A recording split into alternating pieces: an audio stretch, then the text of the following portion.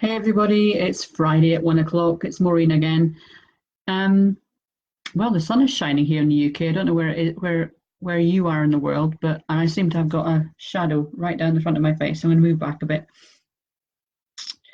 So it struck me today that how many people sit in the shadows, how many people hide behind either authority or their bosses or in the realm of cancer, how much they hide behind the medics, whether it's your surgeon, your radiographer, even your cancer nurse, or whoever it might be. But we don't tend to step out of the shadows. We think that somebody else knows better, or that our opinion doesn't matter, or that we shouldn't be allowed to voice our opinion. I remember the old adage about, children should be seen and not heard. And some of us have never quite gotten beyond that, even though we're now in adulthood. So today I want to talk about how to express yourself in a way that feels congruent to you, that you feels right to you, and that feels comfortable to you. I was talking, or not really talking, I was having an exchange this morning on WhatsApp with a colleague who's having her retirement due today. And I was asking her the other day whether she'd written her thank you speech, and she says, "Oh, I don't do that. I'm going to just see what occurs." And she was also talking this morning around that she's not really a front and center person. She's a behind the scenes person. And that's the persona that she's created. It's the persona that she has been living with and around for the past, well, however long she's been on the planet. And I shan't give her age away, but she is retiring early, I have to say, but she is retiring. So if you are watching, my friend, you know who you are.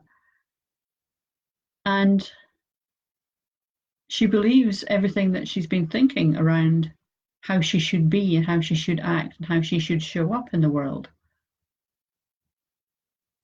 And it's all just made up.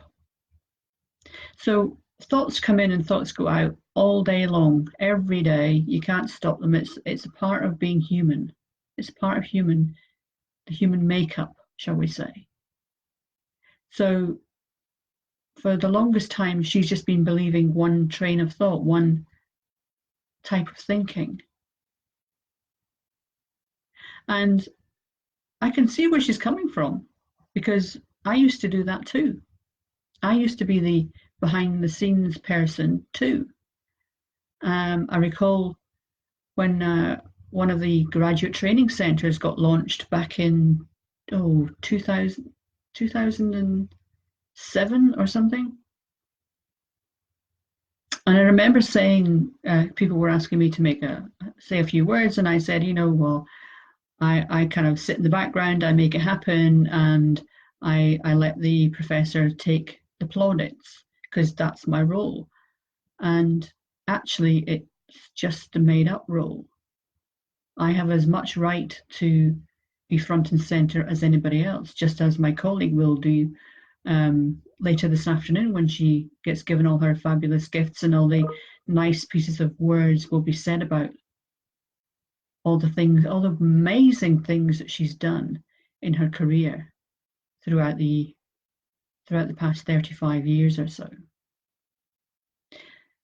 So this brings me to thinking about when you're in front of your consultant, or when you're in front of somebody that is deemed in whatever sense to be more important than you, which they're clearly not, but because of their status, they have more knowledge about a particular subject than you, whether it's cancer or whatever subject it is, that people go into fear mode. People go into, well, I can't really say anything because, they know more than I do, and I'm not as high up in the food chain as they are. And I remember my father had a very hierarchical view of the world. And he would listen to his GP, even although I might have said something exactly the same, or my mother might have said something exactly the same beforehand, but he wouldn't take it from us. It had to be somebody in authority, and in his world, the GP or the doctor or the consultant was the person to listen to. And he would never question what they said. He would never query, why are you asking me to do this? Or why should I take this tablet? And what effect will this have? There was no question in his mind as to actually asking what was going on behind the decisions about his health and well-being.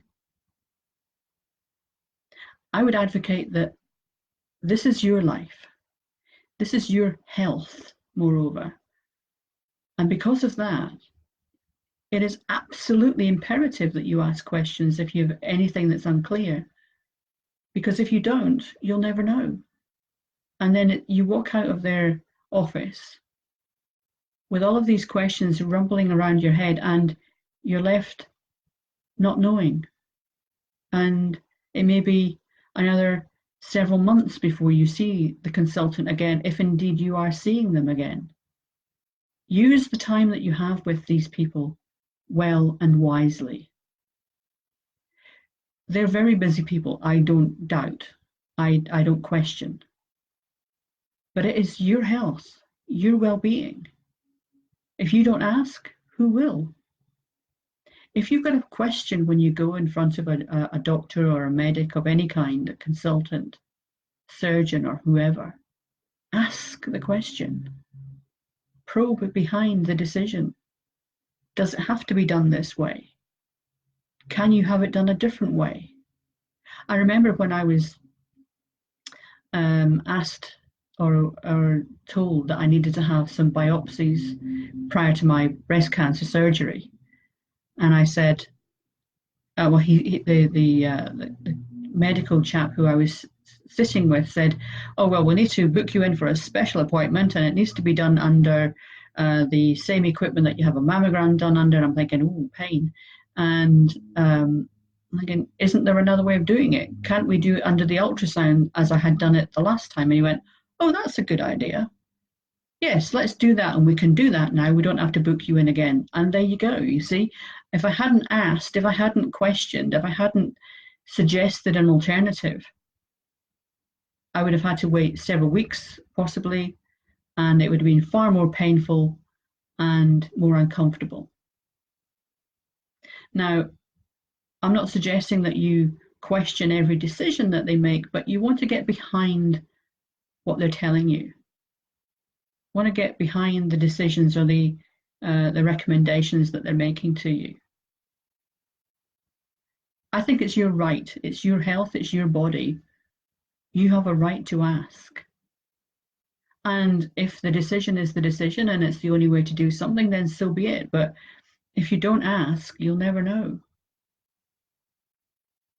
So it's about coming out of the shadows, in my view, stepping into the limelight and taking responsibility for your health, your well-being, and your life moreover. And just as my colleague who's retiring this afternoon will be forced into the limelight whether she likes it or not, I hope she enjoys it.